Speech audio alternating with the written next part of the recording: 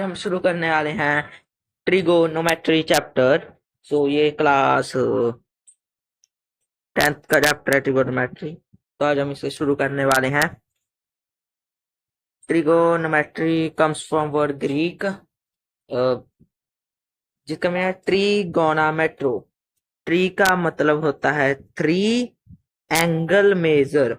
Three angle measure इस three angle of triangle के major को हम ट्रिगोनोमेट्री कहते हैं। सो ट्रिगोनोमेट्री से हम हाइट भी मेजर कर सकते हैं, जो कि हम अगले चैप्टर में देखेंगे। तो right angle triangle, a right angle triangle is a triangle where one side is 90 degrees, और ये साइड 90 डिग्री, इसे हम राइट एंगल ट्रायंगल कहते हैं। जो एंगल के सामने होता है उसको हम हाइपोटेनियस कहते हैं। सपोज करो यहाँ पर एंगल होता है, जिस साइड एंगल होता है उनसे हम बेस कहते हैं। इसको हम परपेंडिकुलर कहते हैं। डेफिनेशन लिखिए, आप पढ़ सकते हो, वैसे भी कुछ समझ तो आने नहीं वाला। इसको परपेंडिकुलर और ये बेस होता है। सपोज कीजिए अभी राइट एंगल ट्रायंगल ऐसा है, तो ये तो हाइपोटेनियस। अब बेस और परपेंडिकुलर कौन से हुए? जिधरली साइड एंगल होता है वो बेस होता है। अब एंगल इधर है, ये बेस, और ये परपेंडिकुलर ऐसे होता है। जिधरली साइड एंगल होगा, सपोज कीजिए अगर ये है, ये अब बेस ये है, हाइपोटेनियस ये है, परपेंडिकुलर ये है, तो इसको हम राइट एंगल ट्रायंगल कहते हैं। वैसे हमने पढ़ा हुआ है छोटी क्लास में। अब नेक्स्ट करते हैं ट्रिगोनोमेट्री रेशोस। आ गए हम उस trigonometry ratio, sine, cosine, tangent, cosecant, secant. इसको हम शॉर्ट फॉर्म में sine, cos, tan, cosec, sec, cot कहते हैं। जो साइन होता है, साइन थीटा, वो ऑपोजिट साइड अपॉन में हाइपोटेनियस होता है। तो इसका सिंपली फॉर्म है कि परपेंडिकुलर अपॉन में हाइपोटेनियस होता है। इसमें आपको समझ तो आने नहीं वाला है, मैं ऐसे समझा देता हूँ। तो ये बेस, परपेंडिकुलर, हाइपोटेनियस हो गया। परपेंडिकुलर अपॉन में हाइपोटेनियस होता है हमारा साइन थीटा। ये हमारा साइन थीटा परपेंडिकुलर अपॉन में हाइपोटेनियस होता है।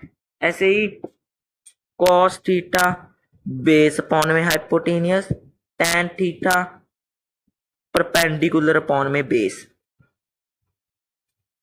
हाइपोटेनियस बेस परपेंडिकुलर ऐसे होते हैं।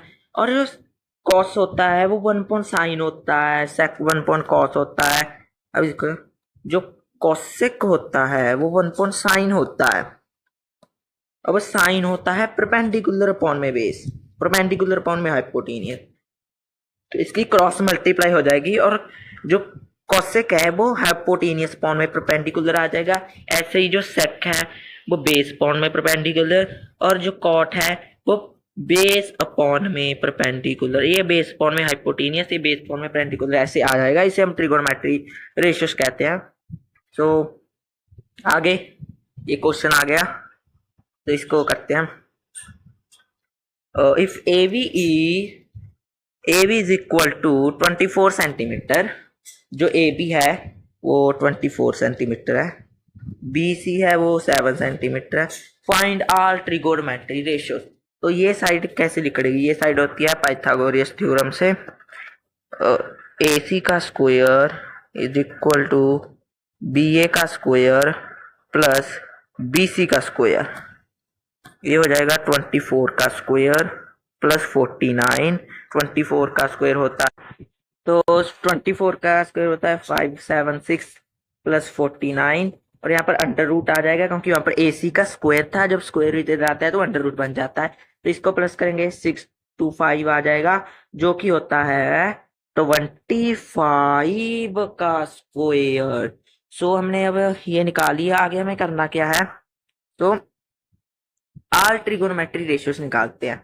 तो आर ट्रिगोनोमेट्री रेशियोस निकालने के लिए पहले हमें पता है साइन थीटा होता है परपेंडिकुलर अपॉन में हाइपोटेनियस, कॉस थीटा होता है बेस अपॉन में हाइपोटेनियस, और जो टैन थीटा होता है वो होता है परपेंडिकुलर अपॉन में बेस। सो हम इसके यूज कर निकाल सकते हैं बहुत जल्दी। तो हमें बैक पेज पर जाते हैं। तो यहाँ से हमारा आ जाएगा साइन थीटा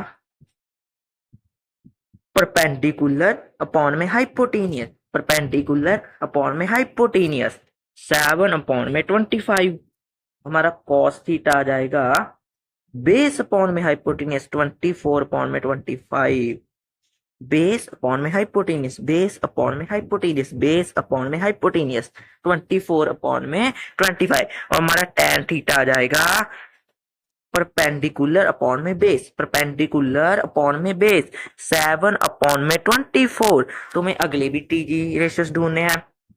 तो अगले ट्रिगोनोमेट्री रेशियोस हम कैसे ढूंढते हैं? जो कॉसेक होता है वो अपॉन साइन होता है। अब साइन की वैल्यू थी 7 अपॉन में 24, तो उसका रेसिप्रोकल कर देना है आपको, सारी वैल्यू का आपको दूसरी वैल्यूज मिल जाएंगी। मैं दिखा देता हूँ, ये रेसिप्रोकल कर कर आपको दूसरी साइड मिल जाएंगी। तो कॉस का रेसिप्रोकल करोगे सेक मिल जाएगा, टैन का रेसिप्रोकल मिलोगे कॉट के लिए आएगा, तो उसे होमवर्क में कर लीजिएगा। तो आगे आएगा मेरे साइन है इज इक्वल टू 3 अपॉन में 4, तो कॉस ए ढूंढना है। अब कैसे ढूंढेंगे हे भाई? अब इसका भी एक सोल्यूशन है। अब हम ढूंढते हैं इसको ही। अब जो एक राइट एंगल ट्रायंगल बनाता हूं, लेता हूं ए ए बी सी, यहां पर है एंगल, ये राइट एंगल। तो जो साइन थीटा होता है वो परपेंडिकुलर अपॉन में हाइपोटेनियस होता है। ये परपेंडिकुलर, ये हाइपोटेनियस, ये परपेंडिकुलर, ये हाइपोटेनियस। तो परपेंडिकुलर कितना है हमारा 4, परपेंडिकुलर है हमारा 3, हाइपोटेनियस हमारा 4। सॉरी सॉरी, ये 3 और 4 आ गए। सो ये 3 और 4 आ गए, तो हमें कॉस ढूंढना है। तो अब साइन ए 3 अपॉन में 4 है, तो ये इनका है प्राइम फैक्टराइजेशन। 6 अपॉन में 8 भी हो सकता है, 3 अपॉन में 4। ये तो रेशियो दिया है हमें एग्जैक्ट वैल्यू, तो हम 3x और 4x लगा देंगे। ये 18 अपॉन में 12 भी हो सकता है ना, 9 अपॉन में 12 भी हो सकता है। इसको काटूंगे 3 अपॉन 4 ही मिल जाएगा। तो हमें डेफिनेट वैल्यू तो पता ही नहीं, तो हम इसको 3x इज इक्वल 4x लिख लेते हैं। तो हमें cos a की वैल्यू ढूंढनी है। रुक जाइए, अगले पेज पर जाते हैं। अब जो cos थीटा होता है वो बेस अपॉन में हाइपोटेनियस होता है। बेस हमें दिया नहीं, अब बेस ढूंढते हैं। तो बेस ढूंढने के लिए हम वही लगाएंगे, AC का स्क्वायर हाइपोटेनियस का square is equal to perpendicular का स्क्वायर BC का स्क्वायर प्लस बेस का स्क्वायर AB का स्क्वायर। तो AC कितना है 4x, 4x का स्क्वायर हो जाएगा 16x स्क्वायर। अब BC इधर आकर माइनस बन जाएगा 9x स्क्वायर। अब AB है, AB स्क्वायर है, तो AB स्क्वायर का ये स्क्वायर इधर आकर अंडर रूट बन जाएगा, इधर आकर अंडर रूट बन गया। सो ये बन जाएगा अंडर रूट 7x स्क्वायर, जिसको मैं लिख सकता हूं अंडर रूट 7x। तुम्हारे पास बेस की वैल्यू आ गई अंडर रूट 7x। तो मैं उधरली साइड जा रहा हूं, हमारे पास बेस की वैल्यू आ गई अंडर रूट, तो इसको इरेज कर देता हूं। तो अब मैं ट्रायंगल ड्रा कर देते हैं, रुक जाइए 2 मिनट। सब कॉस थीटा होता है बेस अपॉन में हाइपोटेनियस, ये बेस ये हाइपोटेनियस, बेस ये हाइपोटेनियस। तो बन जाएगा 7 अपॉन में 4x, x आएगा तो कट ही जाएगा, तो आ जाएगा अंडर रूट 7 अपॉन में 4 इज योर आंसर। ऐसे अब और भी ढूंढ सकते हो। तो ये था हमारा क्वेश्चन, तो आगे बढ़ते हैं। तो इंपॉर्टेंट टर्म्स है कुछ, ये इंपॉर्टेंट टर्म्स है। Sine theta cos theta value is always between 0 and 1, ये है। sec cosec value is always greater और इक्वल देन 1, ये ठीक है। tan, जो tan थीटा होता है वो साइन थीटा अपॉन में cos थीटा होता है, ये फॉर्मूला है। अब cot थीटा क्या होगा? cot थीटा होता है tan थीटा का रेसिप्रोकल, cot थीटा होता है tan थीटा का रेसिप्रोकल। तो tan थीटा की जगह मैं ये वैल्यू रखूंगा तो मुझे मिल जाएगा cos थीटा अपॉन में sin theta is equal to cot theta. ये आइडेंटिटी बहुत यूज होती है, cot theta is equal to cos upon में sin थीटा, और tan theta is equal to sin upon में cos थीटा।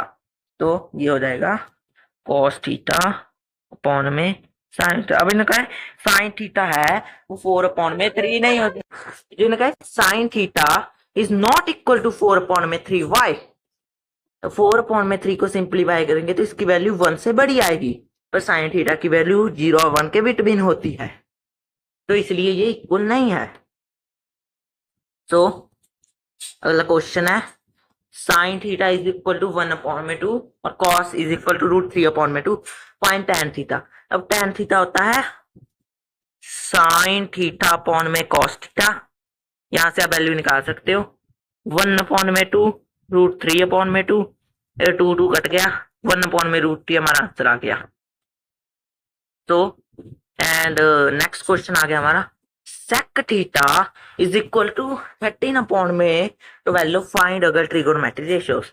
तो ये क्वेश्चन भी हमें वैसे ही करना है जैसे हमने ये वाला क्वेश्चन किया था, तो हमने ये क्वेश्चन किया था वैसे ही आप वो क्वेश्चन कर लेना।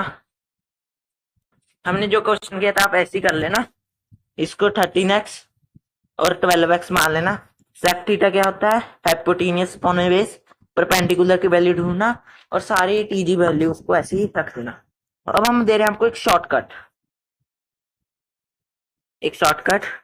की वैल्यूज को क्या करें, आपको कैसे करना, पंडित बद्री प्रसाद हर हर बोले ऐसे लिख लेना है। यहाँ पर साइन, कॉस, टैन, कोसेक, सेक और कॉट है।